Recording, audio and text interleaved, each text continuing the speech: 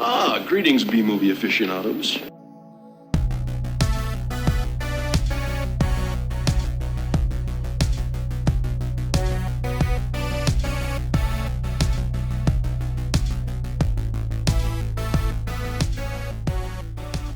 Hello, welcome to A Couple of Flicks. I'm Tristan. I'm Nick. And I'm Zach. Today we are talking about another film on the bottom 100 IMDb list. And this episode, we are going to be talking about the 2008, I think, year it came out. To the 2008 comedy. Do either you want to say the title? I love Guru. Yes. Mike Myers. Yes. It is a Mike Myers picture. His laughs. Yeah. Yeah. Some people, often wonder well, I don't know, maybe people don't wonder this, but yeah, I would imagine some people may wonder occasionally, whatever happened to Mike Myers? Nobody ever remembers the Love Guru. Yeah. I feel this ended a bunch of people's careers. Like, Quite what happened possibly. to Jessica Alba after this movie? Oh, yeah. Although Jessica Alba, and I don't mean to insult her as an actor or anything like that, but most of the films that she's been in are pretty much garbage. But this might be possibly her worst. I don't know. I mean, I guess it would depend on what you defined as worst, but I still feel she was like a hot commodity for at least these rom-coms and shit. Yeah. Which, is this a romantic comedy? I mean, I guess it is, but I mean, I guess not really, but she was the love interest. Yeah, I mean, they did try to kind of wedge romantic comedy quality in there, but it didn't really fit with the rest of the plot, although there were a lot of things about this movie that didn't really fit with the plot, so kind of was sort of a misshapen entity of a film. It's weird. This movie is pretty much it can pretty much be summarized in one sentence. A guy has to motivate a hockey player. There's hardly any hockey in it too. Yeah. Oh yeah, that's another thing I didn't like about this movie was the lack of actual hockey. That and also the fact that it felt like it was made by people who didn't really understand the sport of hockey. There's just certain things in hockey that don't really happen. Hockey is it's not, how do I put it? It is a little bit of a complicated game, but it's not that complicated.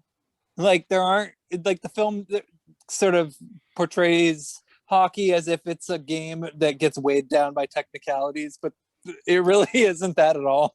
So, I mean, but anyway, surprising too. I mean, Mike Myers is Canadian. This is a Canadian film, I suppose. I'm assuming. U.S. filmed in Canada for obvious I'm assuming they just did hockey because it was cheap to film it. It's cheap to film in Canada. Yeah. I'm assuming they could have gone with any other sport, really.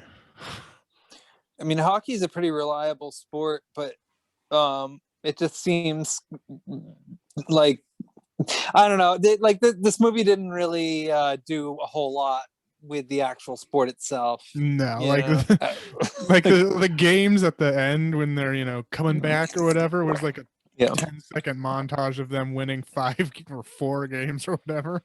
Yeah, pretty much. However, I was confused when they I was like, how are they gonna do this when they're already down all the games, and if they lose one more they're out, but they have to win a shit ton more to stay in? I was confused at that point, and then when it actually happened, I was like, oh, that's how they're gonna do it. They're just gonna skip right through it. Yeah. Which, I mean, basically means that this movie is it is a 3-act structure movie where the second act is summarized really fast, and then suddenly the movie is at the climax. about halfway through the film.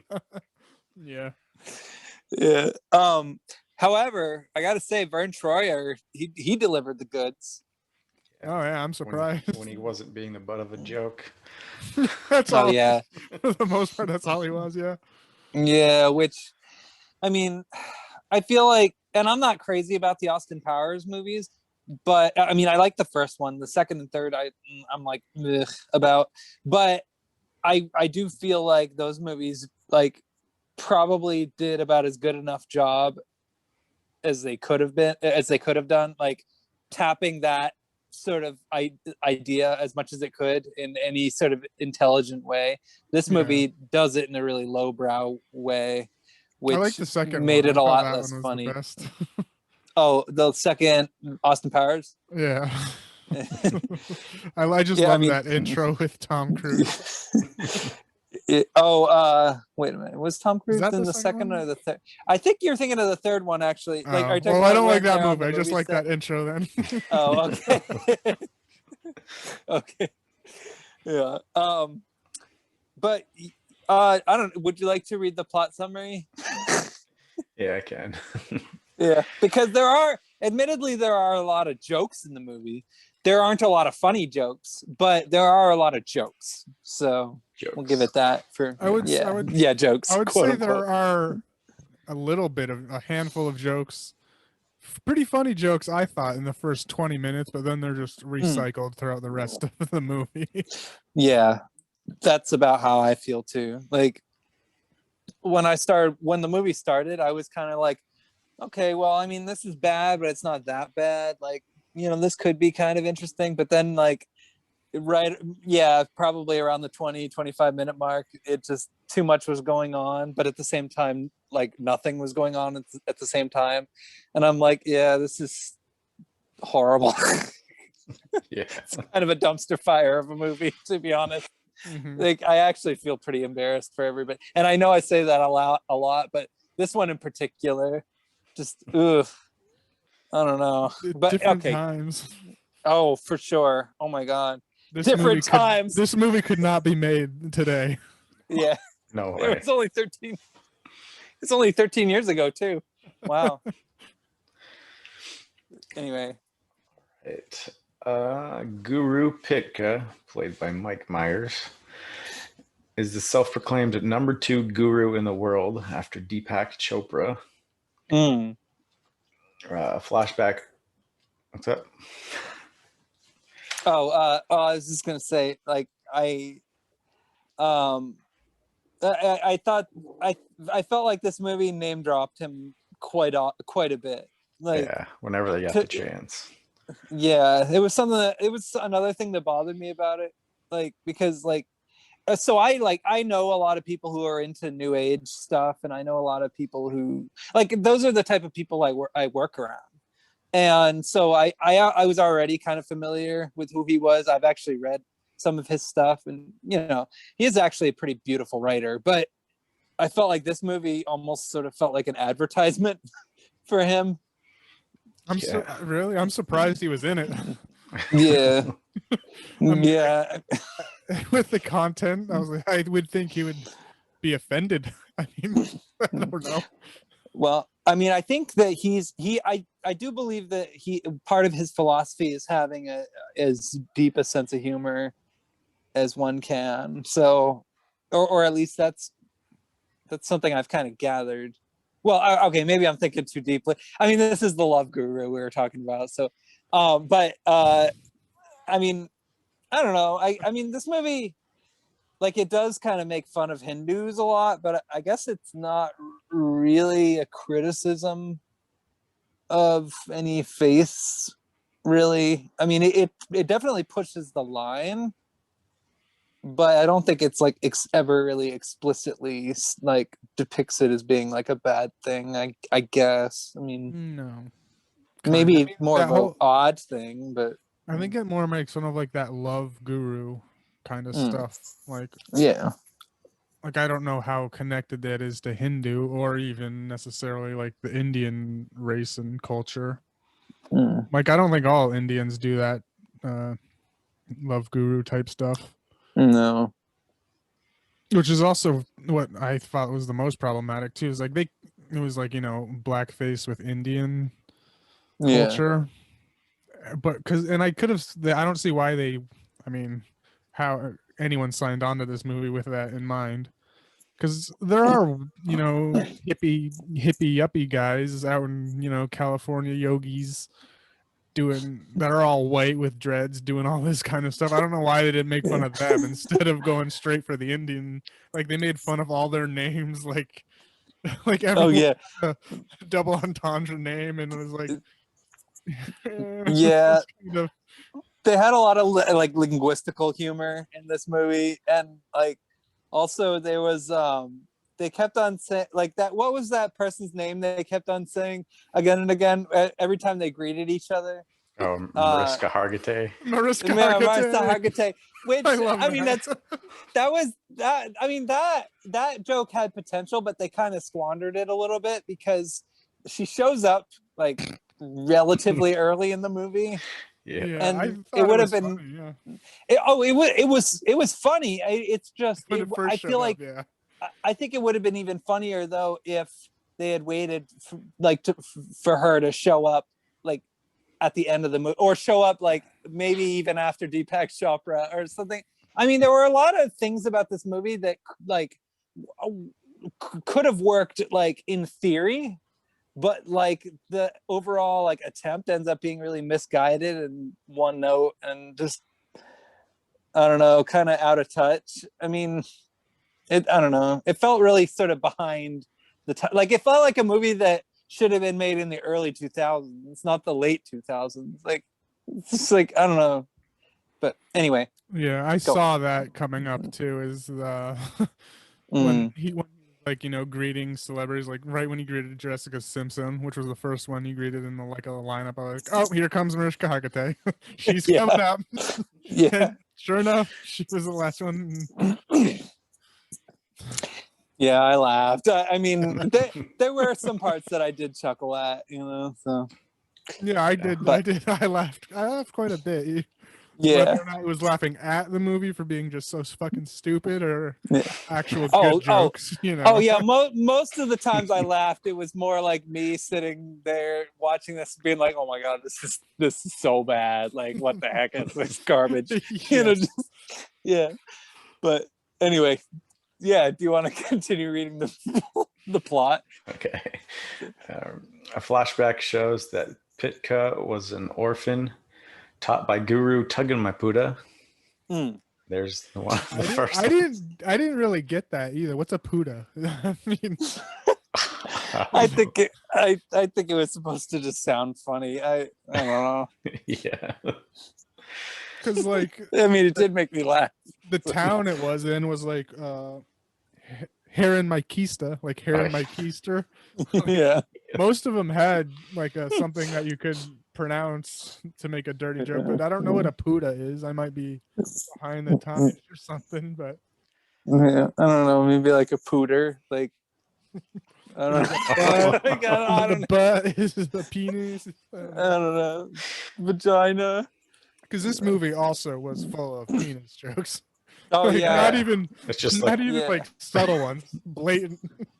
Just continuous. Basically all the jokes. Yeah. Oh my god. So like The Nutty Professor was the movie that had all the fart jokes. This movie has all the penis jokes. Like it's just nothing but penis jokes mostly. And most of them aren't even that funny, you know. There were a couple I liked. A few made me laugh, but like the stall one. Yeah. I forget exactly what it was, but yeah, that was well, and also I gotta admit, like when that bell gonged for the first time, when he was, I think he was on the airplane with Jessica Alba, and Jessica Alba was like, "Oh, I did it with my sister," or whatever. Like this movie's really vulgar. I don't remember exactly what she said, but like she said something, and then it was implied that he was into that. You know, that idea, and then you hear like gong, and then it's and then it's like, oh, he's still wearing that chastity belt. Yeah, the lesbian college fantasy thing. That was it. Yeah. Yep. But okay. Anyway, sorry, we keep interrupting. Oh, it's all good. Yeah. Oh, and one of the funny penis jokes was, Yeah. I don't know, it was just like a story of, so he laid his penis on the table, and then one guy said, "That looks like a penis, only smaller." Yeah. That was funny. Yeah.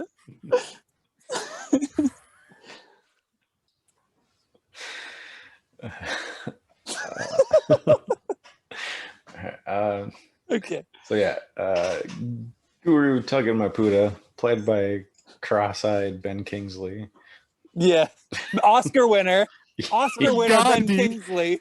For Gandhi. Gandhi himself in this movie. Well, not Gandhi himself, but Ben Which Kingsley was mind-blowing Gandhi. too. Why did he do this? Out of Well, all the people, why did Ben Kingsley do this? He worked with Uwe Boll.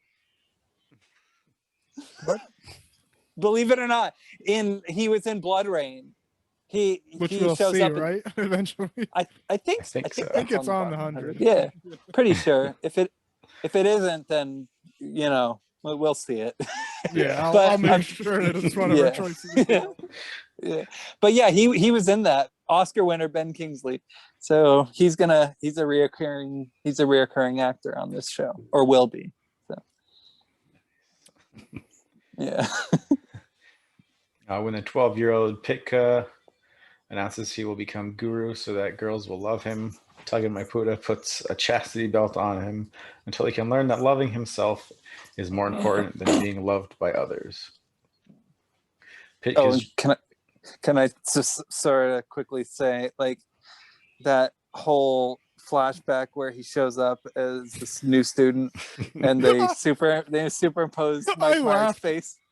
That scared me even worse than Clifford did. I was like, that made me laugh because it was just so dumb.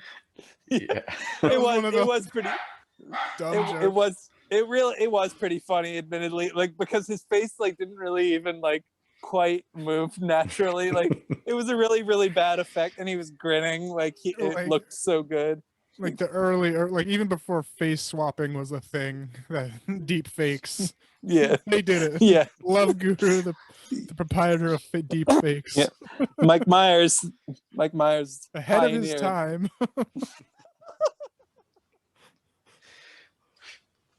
Anyway. His dream is to become the #1 guru and appear on the Oprah Winfrey Show. He lives a charmed life with thousands of followers, including the celebrities Jessica Simpson, Val Kilmer, and Mariska Hargitay. Which, I gotta say, Val Kilmer, I mean, it doesn't really surprise me that he showed up in a movie like this, to be honest. Yeah, I wasn't surprised by him or Jessica Simpson. Yeah. So, I mean, Val Kilmer, I can forgive, particularly because he went on to be in that really weird Harmony Korine short film that he did in the fourth or fifth dimension, the Lotus Club or whatever, which I watched that short film with my brother, and we both laughed hysterically at that. Val Kilmer, he shows up and he's got a baseball cap on and he's dressed like a jockey and he's got this long ponytail and he's supposed to be a motivational speaker / cult leader, and it's hysterical. If you ever are in the right frame of mind and want to watch something really weird that'll make you laugh, I recommend the Lotus Community Workshop. I think that's the name of the short film, but so Val Kilmer, I actually kind of like him, and I kind of enjoyed the fact that he was in this. I don't even remember what he did, but I was like, oh, Val Kilmer, sweet. He was just there for a cameo. Yeah, I guess so. Yeah, a lot of people were here for the cameo, getting that cameo paycheck, because this movie cost how much did this movie cost, actually? $62 million. Ooh, fuck. Yeah. Oh my goodness. Yeah. God.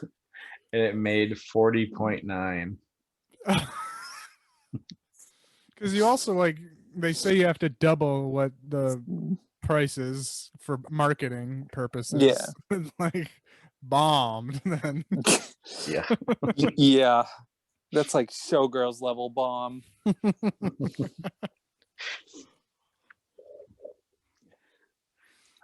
His teachings, which involve simplistic acronyms and play on words, are displayed on PowerPoint slideshows. There's Again, a lot of acronyms. Yeah, again, those jokes were funny the first time, and then they kept running them through the ground throughout the whole movie. Yeah, he kept on making more of them. It would happen like in the middle of the plot. And like his books, those were funny the first couple times, and then they just kept coming out and got less and less funny. In Canada, Jane Ballard inherits the Toronto Maple Leafs hockey team, who are on a losing streak. Her star player, Darren Roanoke, has been playing badly ever since his wife, Prudence, left him for Los Angeles Kings goaltender Jacques Lecoq Grande. Oh, yeah. JT himself. The man. I love JT. Me too. Probably the better character in this whole movie. Oh, yeah.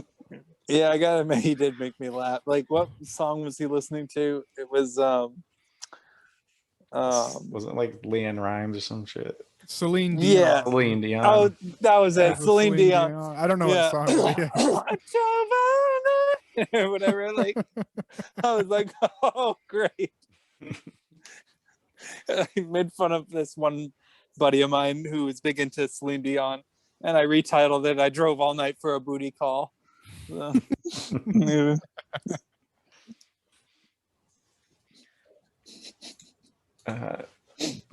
Jane is a big fan of Pitka's and offers to pay him $2 million to patch up Darren's marriage so the team can win the Stanley Cup.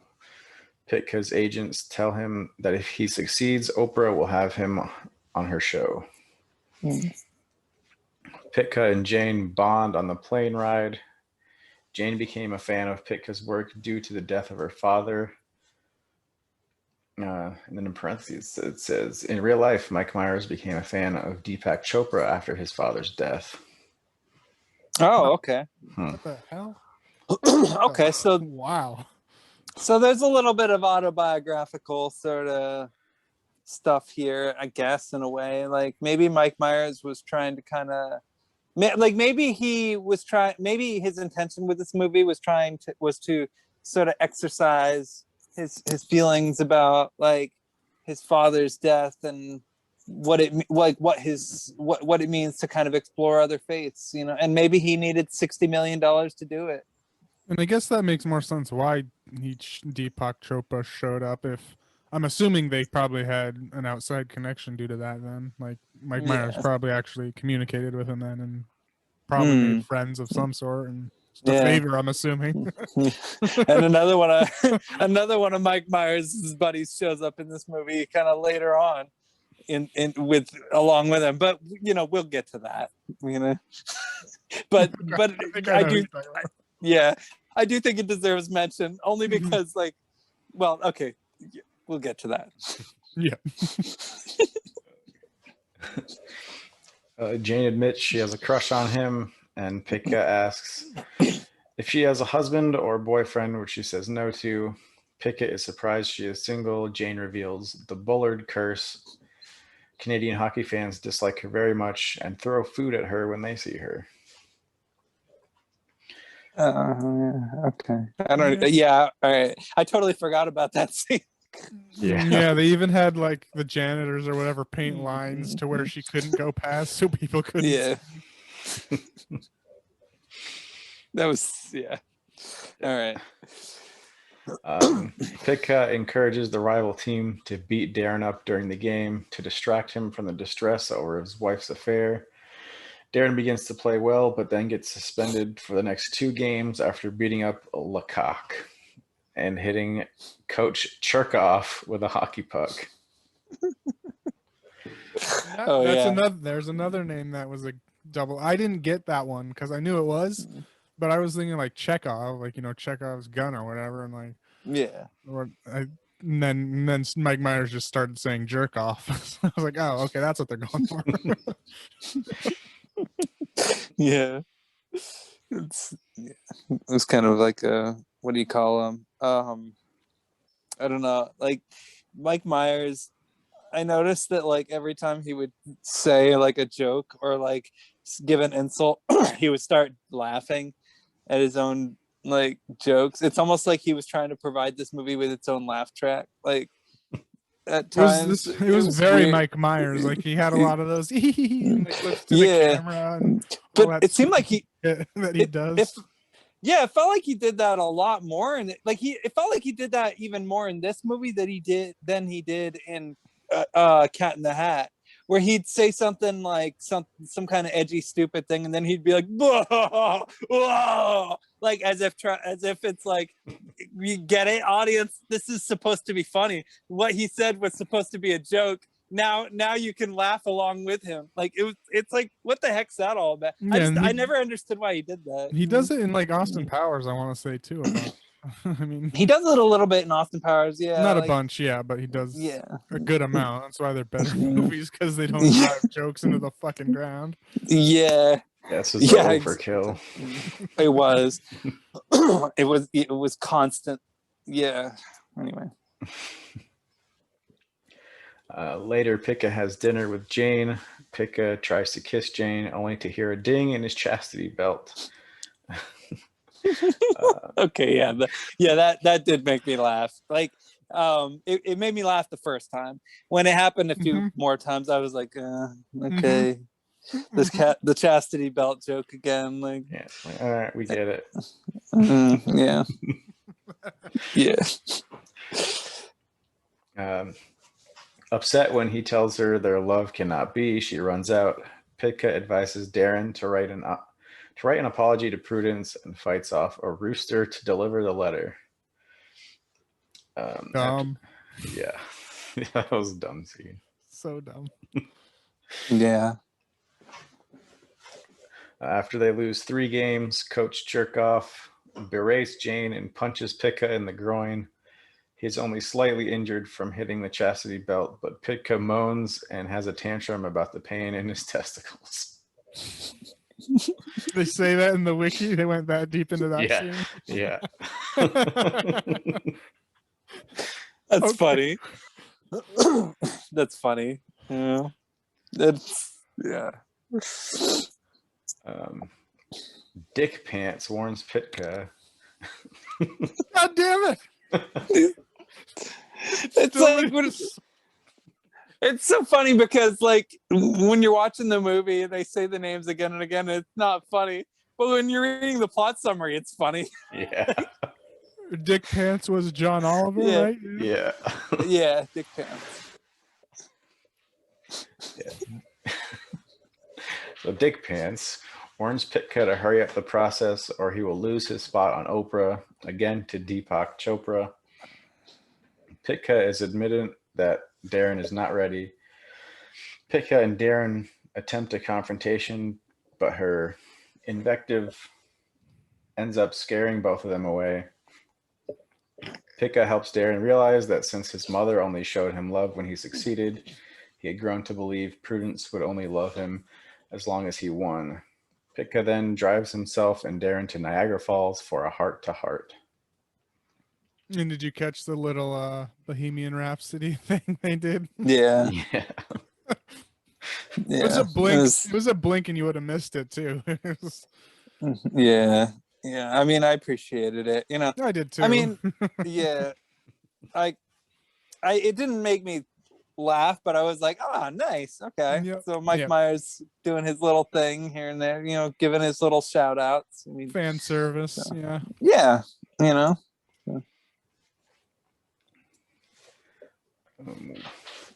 This kind of skips a lot, but yeah. Well, that's all right. Yeah. Not a bad thing. Yeah. Skips about 50 dick jokes. Yeah. Well, there's a lot to skip. Yeah. With time running out, Pika distracts Lecoq with his idol Celine Dion and then tells Prudence that Darren stood up to his mom, encouraging her to return to her husband. During the lead up to the final game, Lecoq, having heard that Darren cannot play with his mother in the audience, gets her to sing the national anthem, causing Darren to flee. Oh yes, because him going to that party and whatever, he basically skipped the drama steps, some of the steps that he wasn't supposed to, and then that's the result of it. He took a shortcut. At the airport, on his way to guest on Oprah, Pitka see the news on television and defiles his agent by going back to help Darren. Defies, I bet. Yeah, that's misspelled here. He defiles his agent. It's like that. Okay, that right there would have made the movie very different. Yeah. After smoothing things over with his mother, Darren recovers until Lecoq brags that Prudence prefers him in bed. Darren freezes and Pitka realizes he needs another distraction. Well, which he provides by getting two elephants to have sex in the middle of the rink in front of the live television audience. Yep. I mean, they did say at one point that if Plato and Socrates, wait, what was the joke? It was like if they were discussing like the meaning of life itself or something like that. If the two greatest minds in the universe were discussing the meaning of life or something, the meaning of life itself, even they would get distracted by two animals fornicating or something like that. I don't remember the quote, but it was something that Ben Kingsley said. So and I missed that one. Oh, okay. During the piss mop fight thing. Yeah, that was it. Yeah, the piss. Oh, That's yeah, that probably that why I missed it. Yeah, it was so gross and stupid. Yep. But yeah, yeah. So that's what that joke was. It was a reference to a joke that it's like you miss it so easily that it's like it just seems inexplicable when you're watching it and you miss that joke. Like suddenly two elephants start humping in the middle of the ring and everybody is distracted, and then therefore the love guru can then talk to the basketball player, tell him what he needs to know, and then of course we all know how it's gonna end, but whatever. Anyway, go ahead.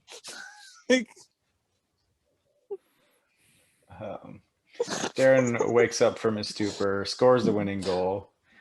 After the game, Pitka makes up with Jane and Coach Cherkoff, then meets Deepak Chopra and decides that he is fine with being the first Guru Pitka instead of the next Deepak Chopra. Yeah. And back in India, Guru Tuggan Maputa tells Pitka that he has finally learned to love himself and removes Pitka's chastity belt, revealing there was a hook in the back. The film ends with Jane and Pitka dancing together in a Bollywood-style number to a rendition of The Joker. The dancing was awful. It was like I've seen some of those coordinated Bollywood dance scenes, which are great, but this one was just not shot well. They were all kind of like just in a big group. Some of them were doing dance numbers, but it felt like mere imitation. Yeah, it didn't look that good. Yeah. I will give this movie credit for sounding good. The music I did enjoy, I will admit. Yeah, there were some nice, funny numbers. Yeah. And also, I gotta say, the movie looks, pretty solid. I mean, it's well lit. The camera angles are in focus. You can very clearly see every actor's face, pretty damn well. And so the people who shot the movie definitely know how to make a good looking movie. But aside from that, it was kind of trash. Although it wasn't as bad as I thought it was going to be. I still laughed at it. Yeah. I still laughed at several moments. I thought it was kind of funny how somehow all it takes okay, so this guy's supposed to be this guru who's supposed to motivate this guy, or whatever. But like even up to the end, he still kind of just continuously fails, and then they just then like ultimately the conclusion is like, oh well, he was good enough anyway. Like, it was like, all right, so it's kind of an anti-feel-good message, which is different from what I would have expected, from this type of movie. I would have expected it to actually be, genuinely kind of uplifting. And in a way it was, but not in the way I expected it to be. So I give it credit for sort of surprising me in that way, because I do love like comedies that are a little bit on the more cynical edge, I guess you could say. Yeah, and this had some cynical. Like, have you seen the Netflix Wild Wild Country? Oh, I've seen parts. Yeah, of it. so it's basically about one of these love gurus that kind of does a cult-ish thing out in, I don't know, some like one of like in the middle of nowhere. And I didn't get the cult feeling, but he definitely was playing these people. Like, yeah, he was outright just trying to make millions. Even he says, what's the point? He has all these Rolls Royces, like millions of dollars, I think, of watches and shit. I don't think he did anything creepily sexual, but he was definitely like playing these people up and stuff.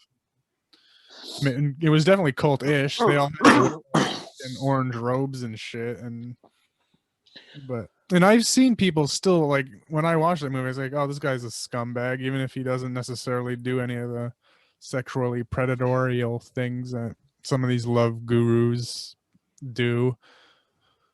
He's still a scumbag just making money off these people. And I see people on my Facebook still support this guy. I don't know why. Yeah. Yeah, I mean, I think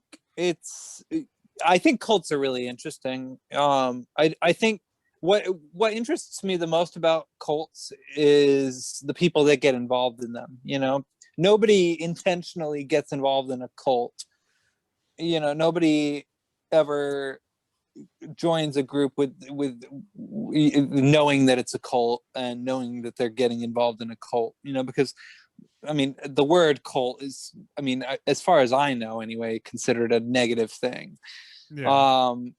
And so, like, in order for somebody to join a cult, they have to, or feel the need to support a cult leader or be involved in a cult in some way, they have to be in a certain state of desperation, where they are kind of blind or are kind of, what is it? Not really seeing things in a reasonable way.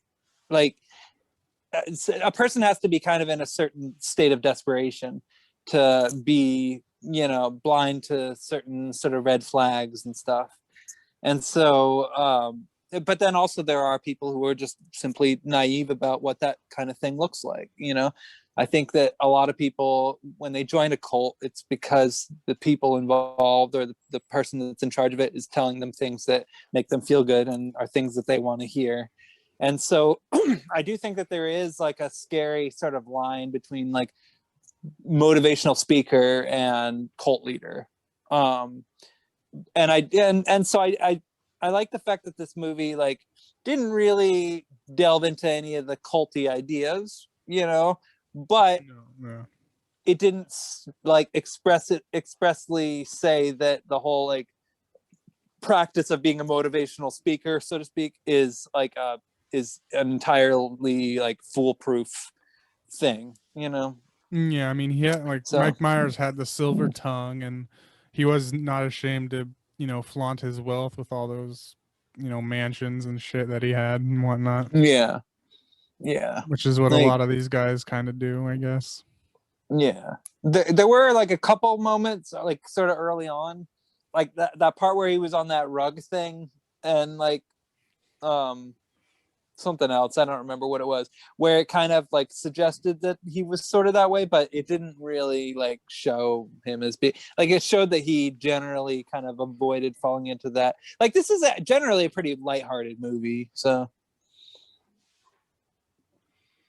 problematic but lighthearted. Oh yeah oh wicked problematic. I didn't really laugh at any of the little people jokes. Honestly, Yeah. like, Vern Troyer and Mike Myers must be like best buds. yeah. Like for him to get like like I laughs like one of the funnier scenes of the little person jokes is when they were in his office. It looked completely normal to Vern Troyer, but they were all hunched in a tiny little. I thought that was a funny, at least, image. Yeah, may have been wrong. May have been wrong to laugh at, but I did. Yeah.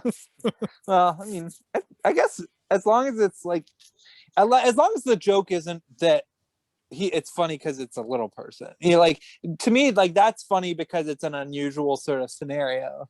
You know, but I think like there were sort of the kind of like rapid fire insults and puns and stuff that Mike Meyer was throwing his way that, you know, I mean, I think they were I don't know if the intention was to kind of have it be like an aggressive character moment, but that's what it kind of came across as to me, which just felt sort of strange in a comedy.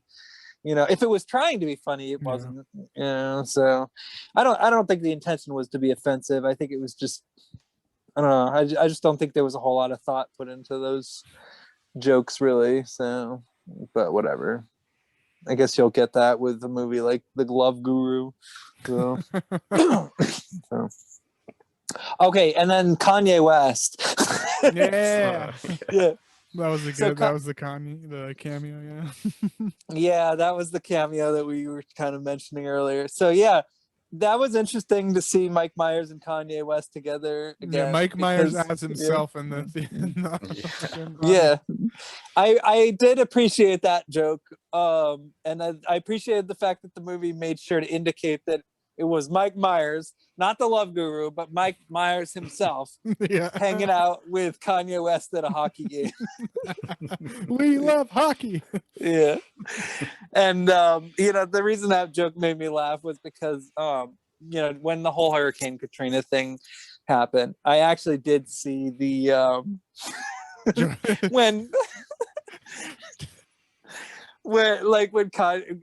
Kanye and Mike Myers were on screen or whatever, and Mike Myers, like he said whatever it was about like the aid it was like, for the Hurricane Katrina victims.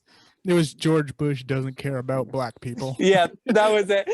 And Mike Myers was just like, yeah, and then it cut away. Like I actually saw that when it happened. Like I didn't see it live, but it was like one of the first viral videos I can remember. Yeah, I saw it on the TV actually, and I laughed. Like I don't think I saw it live either, but I know that they showed it like again on something like or repeated it on TV, and I laughed so hard at that. Like that was like one of the funniest things because Kanye West is standing there. He's like, George Bush don't care about black people, and then it cuts away. I'm like, oh no, and Mike Myers is standing there like. And I'm like, oh god. So it was funny to see that, you know. I chuckled. Yeah.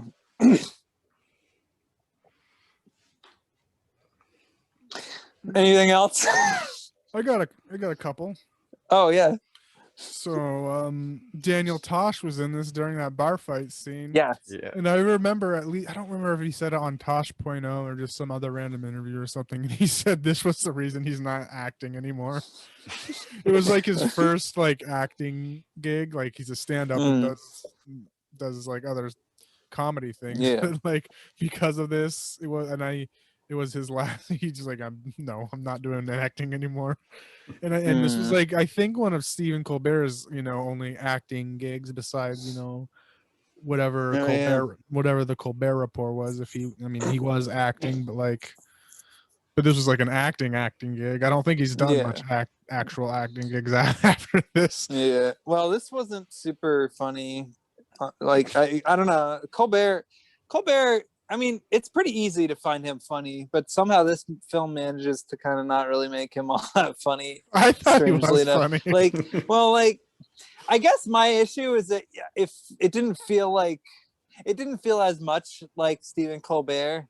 No. You know, like it felt like it was like lines written for Stephen Colbert rather than Stephen Colbert himself, which I don't know, just seemed kind of. But on the other, because he was one of the sports announcer along with Jim Gaffigan, and that felt like Jim Gaffigan, but also it felt like Jim Gaffigan knew what was going on, and I could see in his face like, "Oh, this movie fucking sucks." Yeah. Every time like he had to deal with Stephen Colbert's awful lines and writing and jokes, it was like, yeah, it was like straight man. Yeah. Or at least doing the best that he could. Yeah. Yeah. Oh, and I did like the Bible acronym, the basic instructions before leaving Earth. Yeah. I thought that was pretty clever. Like, I wish more people took it that way instead of, Yeah, me too. law, which is what so many people take it as. Yeah, don't get a tattoo, don't do whatever. It's like, oh geez. No, I did like the part where it was on the t-shirt though. That's a t-shirt that like I think would be kind of funny to wear like in public. Although I also thought one of the deeper ones that was the intimacy one, where to get into intimacy first, into me, you see, or whatever it was. You have to be intimate with yourself before you can be intimate with someone else. I thought, that could be clever-ish in a non-jokey way too if they played it that way. But like if Mike Myers, no, I agree. Like I think I don't know, Mike Myers. I think his delivery of those acronyms could have been better. Like, I feel like he didn't say them as funny as he could have. He didn't emphasize the right parts. He kind of just said it in a general way, which maybe it was because he didn't want to emphasize the dirtier aspects because it would have like gotten the movie an R. I don't know. Like it felt like already didn't. Yeah, I mean, it just felt really, really toned down, and I felt like it could have been a lot edgier. Like this movie shouldn't have been a PG-13. I think they should have gone for the R rating, and they should have gone as hard as they could, because I think they sort of held back on a lot of potentially edgier material that could have actually been more effective had they sort of been allowed to be as edgy as they wanted with it. But instead, they sort of played it a little bit. They played it sort of at the middle ground. Like they weren't very safe, but they weren't like super edgy, like they didn't use a whole lot of 4-letter words. They used a lot of substitutes. So yep. But I'm also surprised it wasn't necessarily R, because there was just a lot of blatant dick jokes. It wasn't even like subtle, Yeah. like just blatant, lots of blatant sexual dick jokes. Lots. Yeah. Yeah, Mike Myers, I mean, he's able to get away with a lot of dick jokes. Like he got away with some pretty intense, he got away with some pretty crazy dick jokes in the Austin Powers movies, and like even like Cat in the Hat, which is a family movie, there were a few like dick jokes he managed to sneak in there, which is like a little bit like, what the heck's that all about? How did Mike Myers get away with that? So I don't know how Mike Myers does it, but